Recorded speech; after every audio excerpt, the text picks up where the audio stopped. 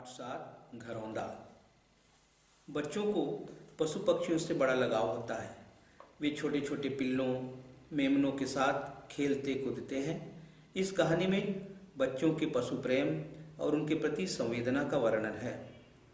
झुमरी कहाँ से आई किसी को नहीं मालूम। उसे किसी ने पाला भी नहीं था।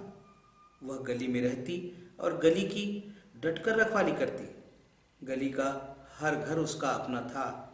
झुमरी गली मोहल्ले के सभी बच्चों को बड़ी प्यारी थी। बच्चे दिन भर उसे घेरे रहते, अपने माँ बाप के रोकने पर भी न रुकते। छिपा छिपा कर रोटी का टुकड़ा ले आते और उसे खिलाते। इस बार झुमरी के 5 बच्चे पिल्ले पैदा हुए। बच्चों की खुशी का ठिकाना न रहा। हर बच्चा उन्हें छू छू कर देखता और खुश होता।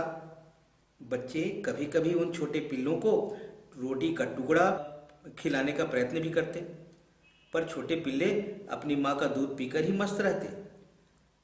तब कड़ाके की सर्दी पड़ रही थी। झुमरी और उसके पिल्ले खुले आसमान के नीचे ही ठंडी रात बिताते थे। दूसरे दिन सब बच्चों ने देखा एक पिल्ला मर गया। तीसरे दिन एक पिल्ला और चल बसा। किसी ने कहा बेचारा ठंड के मारे मर गया, इनका घर बनाना चाहिए। सब ने हाँ में हाँ मिलाई। हाँ, बेचारों का घर बनना चाहिए। थोड़ी देर बाद सब अपने अपने घर चले गए। कौन घर बनाने की जहमत मोल ले। सब बच्चों के साथ अमिता भी रोज पिल्लों से खेलती। खेल कर घर आती तो माँ डांटती, तूने जरूर उन गंदे पिल्लों को हाथ लगाया होगा, कहना नहीं मानती, चल साबुन से हाथ धो। माँ के कहने से अमिता हाथ धोती, लेकिन एक विचार उसके मन में बराबर घुमड़ता रहता, रश्मि का घर है, दीपक का घर है, मेरा घर है, सबका घर है। झुमरी और उसके पिल्लों का घर क्यों नहीं है। वह सोचती, रात में मुझे लिहाफ में ही ठंड लगती है। पिल्लों के पास तो कोई कपड़ा भी नहीं है, उन्हें कितनी ठंड लगती होगी।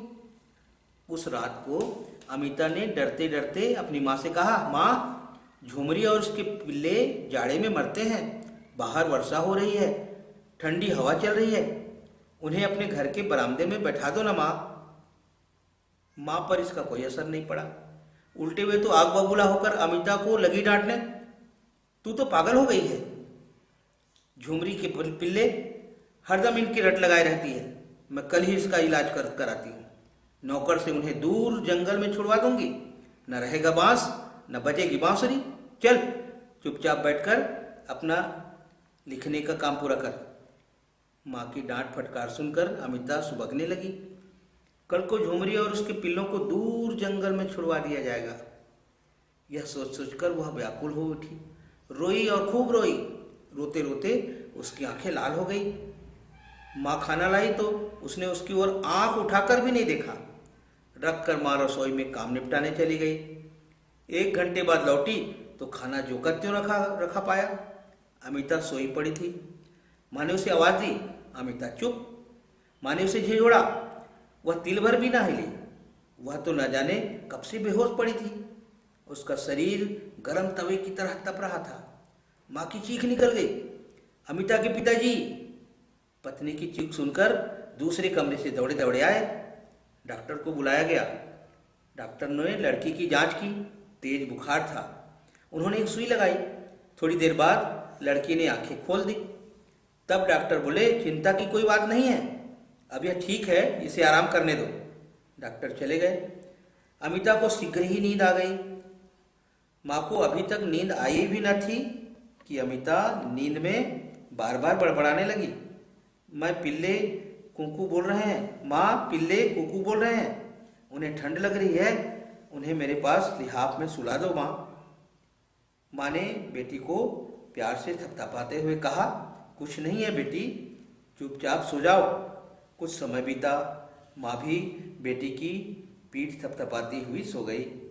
मुश्किल से 2 घंटे सोई होगी। अचानक चौंक कर उठ बैठी। अमिता पलक से गायब थी। एक जगह ढूंढा, हर जगह ढूंढा, अमिता वहाँ कहीं नहीं थी। खटपट सुनकर अमिता के पिताजी भी उठ बैठे। घर का कोना कोना छान मारा, पर अमिता का कोई पता नहीं चला। माता पिता दोनों परेशान। लड़की कहाँ गई? सोचा पड़ोसियों को जगाएं, पुलिस को सूचना दें। दोनों पति पत्नी बाहर गली में आए और उन्होंने पड़ोसी रहमान साहब के मकान की घंटी को बटन दबाया। रहमान साहब अपनी ऊनी चादर कंधे पर डाले हुए दौड़े दौड़े बाहर आए। रहमान साहब को अमिता के माता पिता ने अपनी परेशानी सुनाई। भाई साहब, अमिता शाम से बीमार थी, अब अचानक घर से गायब हो गई है। यह तो बड़ी परेशानी की बात है। क्या तुम लोगों ने किसी ने उसे डांट तो नहीं दिया था? रहमान साहब ने पूछा। पति पत्नी दोनों में से कोई उत्तर न दे सके।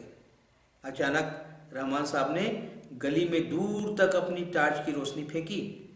ऐसा लगा कि गली के दूसरे छोर पर कुछ है। वहीं पहुंचकर सबके आश्चर्य का ठिकाना न रहा। गली में पड़ी हुई गीली मिट्टी से छीनकर वहां एक छोटा सा घर बनाया गया था। पुराने अखबार फैलाकर छत बनाई गई थी। फर्श की जगह पुराने अखबारों की गड्डी फैलाकर गुदगुदा बिछौना बिछाया गया था। उस पर सुलाए गए थे पिल्ले और उस घर के बाहर ठंड में बैठी थी एक लड़की जिसके शरीर पर एक भी ऊनी वस्त्र न था। वह इस नन्हे से घरौंदे के बाहर बैठी पिल्लों को प्यार से निहार रही थी। वह अमिता थी।